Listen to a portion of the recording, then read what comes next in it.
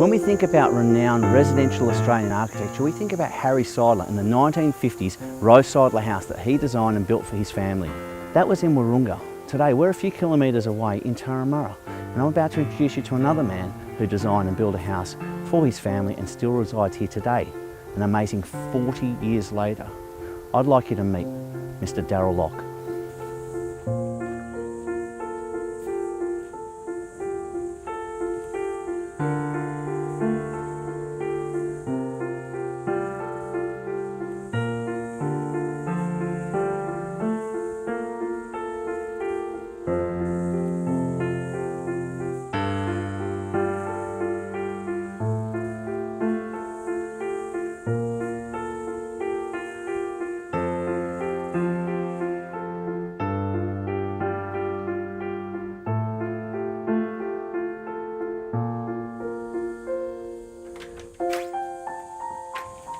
Hi Chris, lovely to see you. As a designer, where did the passion come from to design what you've created? Chris, it's sort of the journey between what the landforms are doing and basic forms that will sit into that environment that inspire me. And it's a two-way thing in the sense that you approach a building from the outside, but then you also look out from the inside of it. So you're considering those two perspectives: one how it sits, and the other and how you look out from it, etc. So Darryl, who are the people or the projects that have inspired you to do what you do? Oh, Chris. Well, I guess the earliest one that impacted on me was Le Corbusier. What inspired me with him, he was both an artist and an architect, and his architecture really inspired me. So probably his little cathedral, or chapel is probably more correct, in France that he did was awesome, as I got to see it and attended a service there, and it was very, very inspiring. Of all the projects you've designed over the years, which project is your favourite and why? Well, I guess probably designing for yourself is also the hardest because you can move the goalposts, and as a result, it's a little bit like the emperor's clothes. The next outfit will probably be, you're figuring, will be better. Whereas if you're given a brief, then you work to that brief. But designing for yourself is the most challenging. Where do you see design in the future? I think we're in a very exciting part of the design area, particularly in architecture, because firstly the world is so diverse, but that is climate-wise and where people live, but then we're also becoming far more urbanised, which in turn creates a whole new area for the work in architecture. So that's very inspiring when you see how that is done. Darryl, was design something that you were going to do at school, or was it a spontaneous decision to become a designer? No, I was enthused from a very early age. My uncle was a boat builder, and he had this shed underneath this ginormous fig tree in Mackay in Queensland, and he would loft, what they call lofting the boat, doing the actual shaping of the drawing out the hull of the boat on the veranda of his house. And that activity of designing the shape of the boat, etc., was just really amazing, and I was inspired by how that all went together, and I was drawing, you know, from as early as I can remember. I was always drawing and building and making things and that sort of thing, yeah. In your life, whether it's, you know, through the design or prior, what have been some of your biggest influences? My first probably inspiration was a teacher in high school who taught me technical drawing, and he used to take us out to on camping trips, and one of my first failures was where I decided that if we rigged up two hammocks between two trees, one above the other, and had a cover over it, that it'd keep us both dry, but that proved to be wrong. So he was probably the first real influence in my thinking.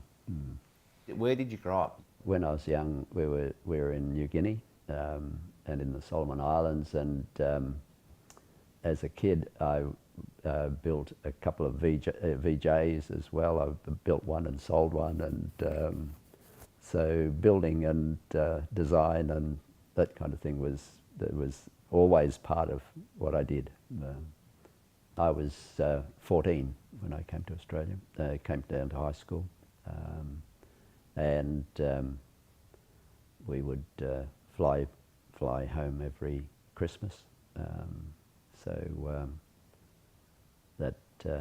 that was a real event in my life. Australia's home, yeah. But the art of making canoes in New Guinea was something that I found fascinating. So I ended up cutting out a couple of dugout canoes in the process, and built canoes out of corrugated iron. That was a feat. Of course, they didn't. When they filled up with water, they sank, whereas the wooden one would float. Darryl, what did you do when you finished school? When I finished high school, I wanted to do art, so studied for a year, and that was the undoing. So from there on, it was art for numerous years, and I went on to study fine arts and illustrating, and went and took up a position in Melbourne for a publishing company there, and did artwork for them. So that's how it all started. So I can see that you've got passion for art and architecture, but when I walked into your house, I noticed this Model T Ford in your garage. Can you elaborate a little bit further on the Model T Ford for us? Well, I've got to thank my boat building uncle for that, because he had this Model T that lived under the fig tree, and he would get us kids together and put us in the back of it. He would crank the thing up and drive us down to the beach, and I thought that was just the most marvellous thing that my uncle could do. So he inspired me to have a Model T. So that was a interest that I managed to fulfill. I had an inspiration about building a glider. So it was virtually what you'd call a flying gate,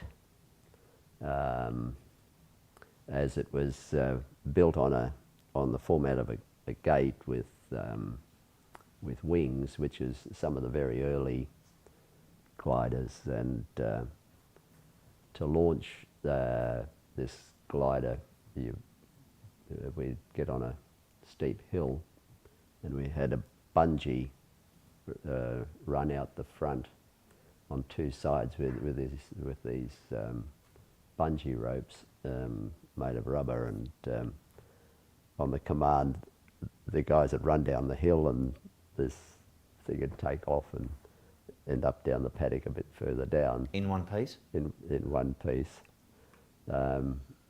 Although it sustained an injury because there was the wind is blowing slightly sideways with, and as misfortune would have it, it hit this rock and the ground and demolished the skid, and so that had to be repaired. But that's venturing into the flying side of things. Looking at your house itself, there must be something. There must be a feature that's a favourite of yours of the house. What is your favourite part of the whole house?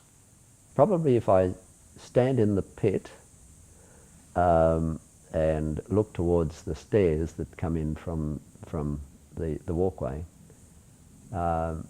just looking at the way those forms sit in the room, I think works very nicely. The other aspect is in the studio, where I stand on the corner of the room, and I feel as if I'm sort of levitating, and I can look over the bushland and the building from there, and that's quite inspiring. So sitting in the lounge room, Darryl, you're looking around the building, enjoying the architecture 40 years later. Is there anything that you would do differently now to what you've done then? No.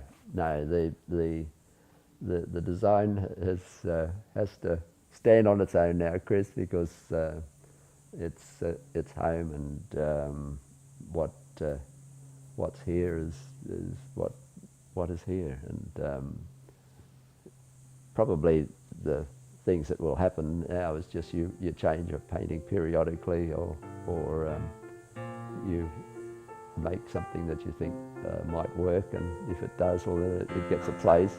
Yeah. Yeah.